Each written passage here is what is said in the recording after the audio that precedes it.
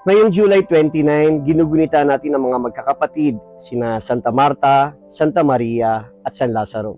Sa paggunita natin kina Santa Marta, Santa Maria, at San Lazaro, ipinapaalala sa atin ng simbahan na ang pagiging alagad ni Kristo ay may iba't ibang anyo, ngunit iisa ang layunin, ang mahalin at sundin ang Panginoon.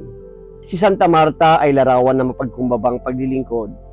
Ipinakikita niya na ang bawat gawaing iniaalay ng may pagmamahal ay nagiging panalangin.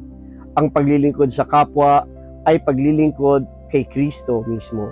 Si Santa Maria naman ay nagtuturo sa atin ng kahalagahan ng pananahimik at pakikinig sa salita ng Diyos.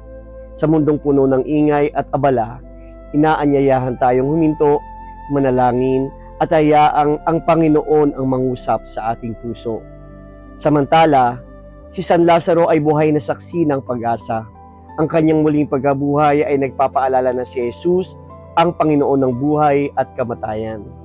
Walang sitwasyong napakadilim na hindi kayang liwanagan ng kaniyang pag-ibig at walang pusong napakalayo na hindi niya kayang buhayin muli.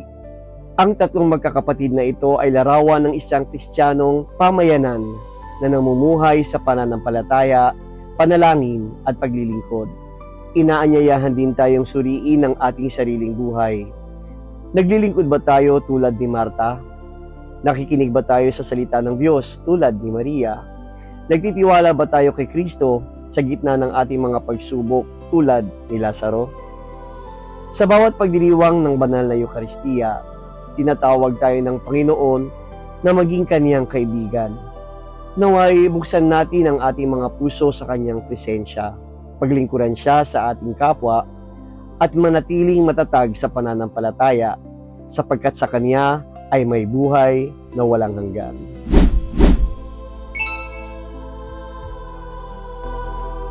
Panginoong Jesus, gawin mo kaming mapaglingkod tulad ni Santa Marta, mapagnilay tulad ni Santa Maria, at matatag sa pananampalataya tulad ni San Lazaro. Naway sa bawat araw ay lalo kaming lumalim sa aming pakikipagkaibigan sa iyo at maging tapat na mga saksi ng iyong pag-ibig sa mundo. Amen.